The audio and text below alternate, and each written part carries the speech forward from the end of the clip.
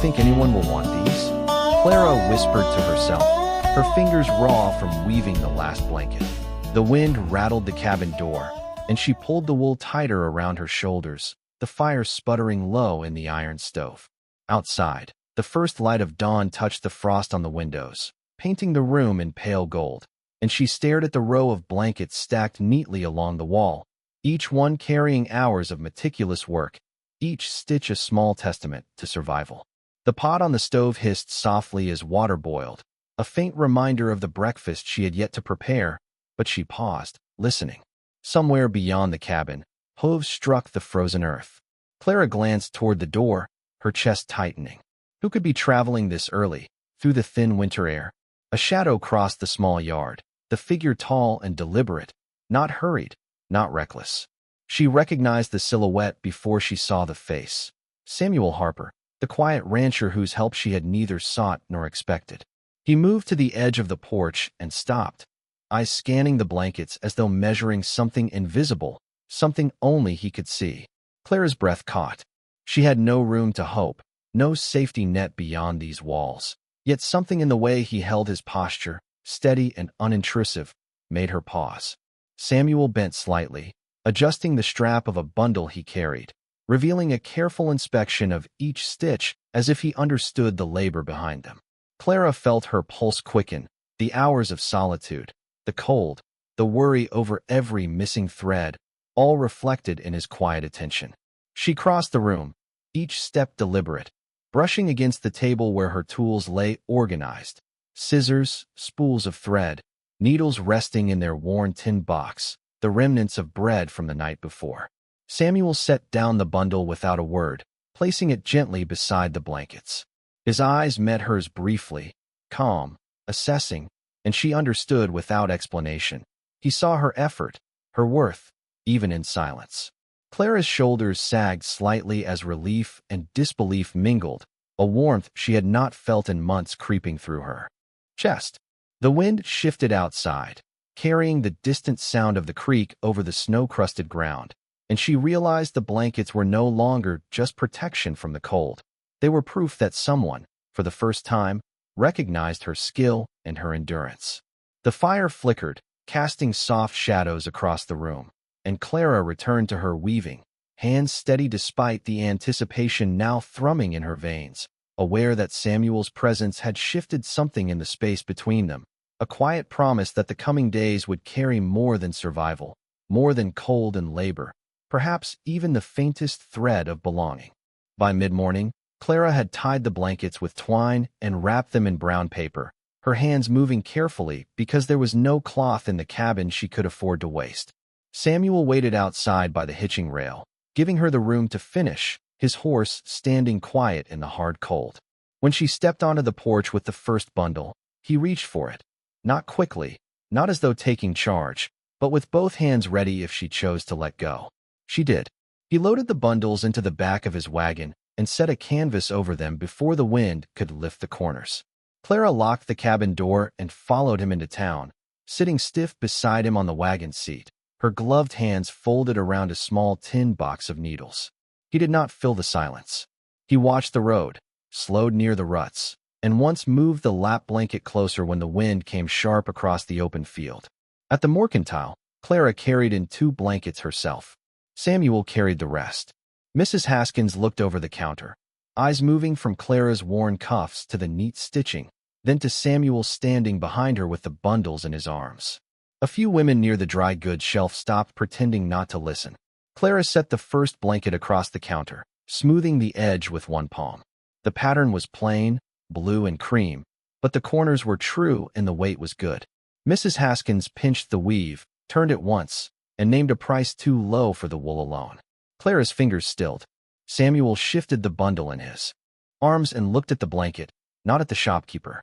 "The work is even," he said. "The wool is sound." Mrs. Haskins looked at him then. Clara kept her eyes on the counter, but her back grew straighter by a single inch. A second price came. Better. Not generous. Fair enough to buy flour, lamp oil, and coffee. Clara accepted it with a small nod. When the coins touched her palm, she closed her hand around them slowly, as if learning the weight of proof. Outside, Samuel placed the empty basket back in the wagon beside her. He did not praise her. He did not smile for town gossip to measure. He only climbed up, took the reins, and turned the wagon toward home, while Clara looked down at her hands and noticed they were no longer shaking. On the ride back, Clara kept the coins tucked inside her glove, feeling them press against her palm every time the wagon rolled over frozen ground. At the cabin, Samuel lifted the empty basket down and set it by her door, then noticed the split in the porch rail where the weather had worked it loose. He looked once toward his wagon, took a small hammer from the toolbox beneath the seat, and fixed the rail before she had found the key in her pocket. No flourish. 3 nails. A careful pull to test the wood. Then he was gone down the road, leaving only wagon tracks and the basket beside her step. Clara stood there until the cold reached through her skirt. That evening, she counted the money twice, then set aside enough for flour, lamp oil, coffee, and a skein of dark green wool she had not allowed herself to buy before. The next morning, before sunrise, she walked the 2 miles to the mercantile and came home with her arms full, breath white in the air. Work came easier with supplies on the table. Not easy. Easier. The shuttle moved across the loom. Thread tightened. Her hands remembered a steadier life than the one she had been living. Near noon, a wagon stopped outside again. Samuel stepped down with 2 burlap sacks in his arms and placed them on the porch. One held raw wool from his ranch. The other held scraps of clean cloth, folded and tied, the kind most households saved until they had use for it. Clara opened the first sack and looked up. He rested one hand on the wagon's side. "The north bunkhouse needs winter blankets," he said. 6, if you can make them.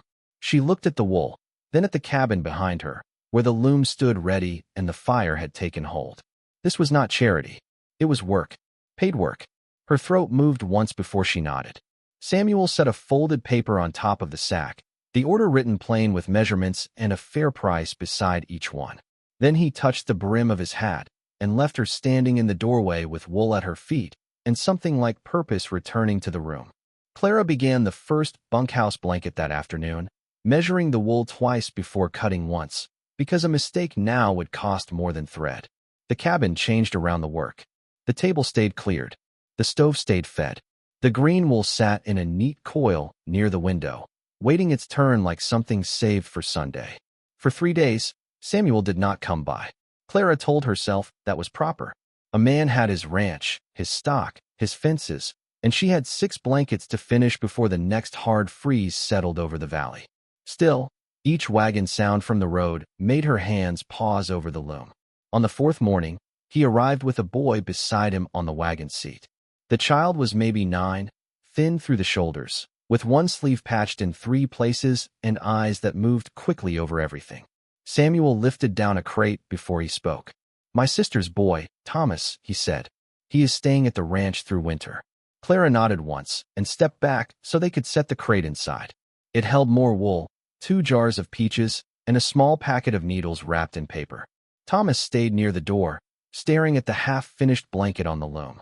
Clara noticed the frayed cuff of his coat and the way he tucked one hand inside the other sleeve to keep warm.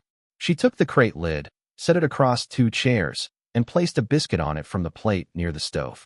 Thomas looked at Samuel first. Samuel gave the smallest nod. The boy took it and ate carefully, not dropping a crumb. Clara returned to the loom. The shuttle passed through. The room settled. After a while, Thomas moved closer by inches, drawn less by her than by the work itself.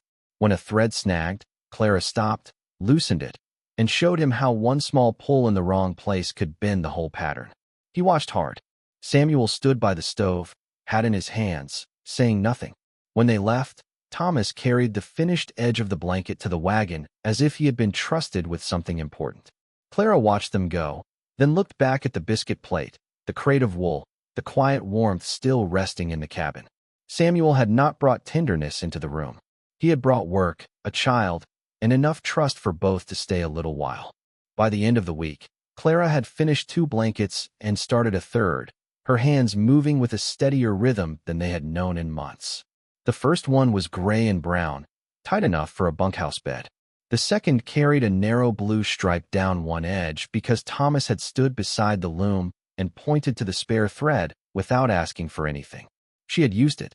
When Samuel came for the finished pieces, Thomas climbed down before the wagon stopped, carrying a small basket covered with a flour sack. Inside were eggs, a heel of bacon, and 3 apples with bruises carefully cut away. Clara looked at the basket, then at the boy. He kept his eyes on his boots. Samuel lifted the blankets and ran one hand over the seams, not judging, reading the work. Then he set payment on the table before taking them outside. Exact payment. Fair payment. No extra coin to make her feel pitted. Clara noticed that most of all. Thomas lingered near the stove, watching a loose button on his coat, sleeve swing by one thread. Clara took up her needle box, held out her hand, and waited. The boy looked to Samuel. Samuel gave that same small nod. Thomas stepped closer and offered the sleeve. Clara sewed the button on with 6 firm passes and a knot tucked clean underneath. When she finished, Thomas touched it once with his thumb. Then he reached into his pocket and placed a little carved wooden horse on the table, awkward and uneven, but sanded smooth along the back. Clara did not make too much of it. She only set it on the window ledge beside the green wool. The next visits found their shape. Samuel brought wool, coffee, split kindling, once a sack of potatoes from his cellar. Clara sent back blankets, mended shirts, and biscuits wrapped in cloth for Thomas to eat on the ride. No one named the exchange as anything more than work. That made it easier to keep. One afternoon, snow began falling before Samuel returned, soft at first, then thick enough to blur the road. Clara had the 3rd blanket folded and ready, but the wagon did not come. She fed the stove, trimmed the lamp, and set beans to warm because waiting felt less sharp when her hands were useful. Near dark, hooves sounded in the yard. Samuel came through the gray with Thomas tucked under a heavy coat beside him, both of them dusted white from hat brim to boot. Clara opened the door before he knocked. Heat rolled out around her. The table was already set for 3. Samuel stopped on the threshold, saw the bowls, the bread, the blanket hanging near the stove to warm, and for the first time since she had known him, he seemed unsure where to put his hands. Clara stepped aside. Thomas entered first, quiet as a child entering a church. Samuel followed, wiping his boots carefully, bringing the cold with him and leaving something else outside. Clara took the warmed blanket from the chair and laid it over Thomas's shoulders. The boy's face changed before he could hide it. Samuel watched the small movement, then set his hat by the door. They ate without ceremony while snow gathered at the windows, and the cabin, once built for survival, held 3 people as if it had been waiting to learn how. Morning found the snow piled against the lower step and the road erased beyond the cottonwoods. Clara rose before the others, fed the stove, and moved quietly around the cabin while Samuel slept in the chair with his coat still on and Thomas curled beneath the warmed blanket on the narrow bed. She did not wake them. She mixed flour and water, sliced the last of the bacon thin, and set coffee to boil. Work came first. It always had. But that morning work had faces. Thomas stirred when the skillet began to smell of bread and grease. He sat up slowly, hair flattened on one side, the blanket gathered at his chin. Clara placed his boots near the stove and turned them once so both soles faced the heat. Samuel opened his eyes and saw the motion, not the kindness named, only the boots drying and the boy watching her as if the room had become easier to trust. After breakfast, Samuel went outside to clear the drift from the porch. Clara heard the shovel bite into packed snow, steady and uncomplaining. Thomas stood at the window, then looked back at the loom. Clara handed him a spool and showed him how to wind it tight without tangling the thread. His first attempt bunched badly. She loosened it and gave it back. No scolding, just the work again. By noon, the cabin had taken on a rhythm that belonged to more than one person. Samuel brought in wood and stacked it by length. Thomas swept snowmelt from the threshold. Clara worked the shuttle through the 4th blanket while beans simmered and wet gloves hung near the stove. Once, Samuel paused behind the loom long enough to see the blue stripe she had added beside the brown. His eyes moved to Thomas, then back to the thread. He said nothing. His hand rested briefly on the back of a chair before he went out again. The weather cleared by late afternoon, but the road stayed deep and rough. Samuel checked the sky, the horse, the drifts, and then came back inside with practical judgment in his face. Clara took 3 bowls from the shelf before he could ask. That was answer enough. After supper, Thomas fell asleep with the carved horse in one hand and the edge of Clara's unfinished blanket in the other. Samuel sat near the stove mending a torn rein with slow, capable hands. Clara worked across from him, the loom between them, the firelight catching on wool, leather, and the worn tin needle box. Nothing had been promised. Nothing had been named. Still, when Samuel rose to add wood to the stove, he placed the last good split where she could reach it in the morning, and Clara, without looking up, moved the coffee tin closer to his side of the table. Clara set the last folded blanket onto the chair beside the stove and paused, hand resting on the edge, feeling the warmth rising from the cast iron. Outside, the wind rattled the porch boards, but inside the cabin, the rhythm of 3 steady breaths, hers, Samuel's, Thomas's, filled the room with a quiet presence that had been absent for months. She moved to the table, carried the coffee pot closer to the edge where Thomas could reach it without stretching, and arranged a small stack of folded cloths beside the stove. Samuel looked up from arranging the split wood, his eyes softening as he noticed the small movements she made for the boy, the blankets tucked around him when he sat to watch her work. Clara glanced at the green wool, then to the loom, and for the first time she let her gaze sweep over the entire cabin, seeing not just walls and tools, but a place already becoming home. Thomas stirred, lifted his head, and smiled at a patch she had stitched unevenly, the crooked lines that he had pointed out earlier. Clara's hand lingered on the back of his chair for a moment. Then she moved toward the doorway, brushing snow from her skirts, letting the cold drift in only briefly before closing it tight. Samuel followed, placing a folded blanket over the rail for warmth, then returned to his work near the stove. Clara stepped to the window and straightened a small quilt hanging to dry, smoothing the folds with careful fingers, then turned and arranged a pair of worn boots near the hearth, the way she had seen Samuel do for the horse. She stopped and looked at them both, the boy, the man who had arrived without promise, and herself, standing in the center of a cabin that now held more than the sum of blankets and tools. She moved quietly to the loom, slid the shuttle across, and added a finishing row to the green stripe. Then she gathered the morning light in her hands, adjusting it over the blankets, the table, the fire, and the door. It was a choice without words, a decision through action. She belonged here, in this cabin, with these people, with the rhythm she had built with her own hands and care. Samuel looked up, eyes catching hers briefly, a nod of recognition passing between them. Without sound, Clara stepped back, hand on the loom, and exhaled slowly. For the first time, she carried the certainty that she had chosen her place, her family, and her own measure of belonging. Samuel moved deliberately through the snow toward the barn, a bundle of green wool tucked under one arm. Clara followed at a measured pace, her boots crunching against the drifted path, hands shaded by worn gloves. The horses neighed softly in the cold, and Samuel adjusted the halter on the mare without a word, then slid the bundle into her stall. He returned to the cabin just long enough to see Clara arranging the blankets across the drying line, each one aligned straight, the sunlight catching the fibers. He nodded once, briefly, and went back to the barn, moving feed and checking water for the horses, actions that spoke of presence, of responsibility, of support without declaration.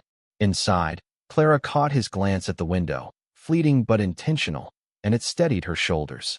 Thomas ran a finger along the edge of a blanket she had folded for the stove, tugging gently, as if testing the warmth it would offer. Clara bent, readjusted it, smoothing it over the cast iron, then looked up to find Samuel standing in the doorway, the bundle of wool again in his hands, this time offering her a small, neat box of tools for weaving. Needles, pins, a thimble, wrapped in a clean cloth. She accepted it without speaking, the gesture filling the cabin with quiet acknowledgement. Samuel lingered long enough to check the fire and the table, to set the coffee tin closer to where she worked, before stepping outside again.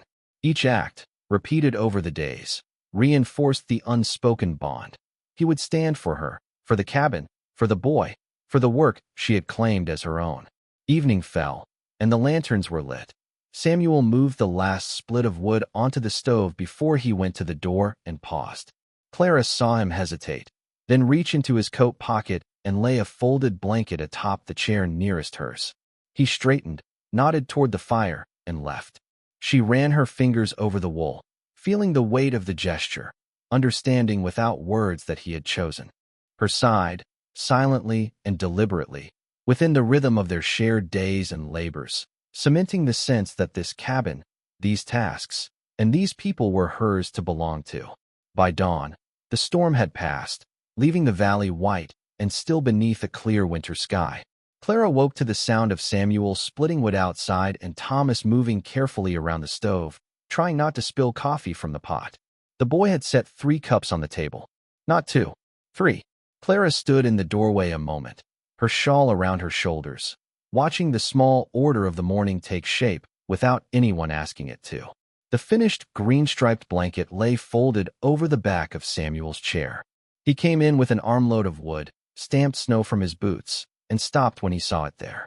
Clara moved to the chair, lifted the blanket, and spread it across the bed Thomas had used, smoothing the corners until they lay flat. Thomas touched the blue stripe, then the green one, and smiled down at the stitching. Samuel set the wood beside the stove and placed a small paper packet on the table. Inside was a brass thimble, worn but polished clean. Clara picked it up and turned it once in the morning light. She did not speak. She only set it beside her needle box, where it belonged. Breakfast was beans, bread, and coffee. Simple food. Warm food. Thomas passed the butter without being asked. Samuel poured Clara's cup before his own. Afterward, she took up the mending. Samuel checked the door latch he had fixed, and Thomas sat near the window winding thread around a spool with great care. The cabin held the sound of work, fire, breath, and weather easing from the roof. Clara looked at the blankets, the boots by the hearth, the carved horse on the sill, the 3 cups drying near the basin. Nothing grand had changed all at once. It had changed by wood carried in, wool paid for fairly, meals shared, buttons sewn, and space made without demand. Samuel looked across the room and gave one quiet nod. Clara returned it, then bent back to her work as sunlight crossed the table and warmed all 3 places.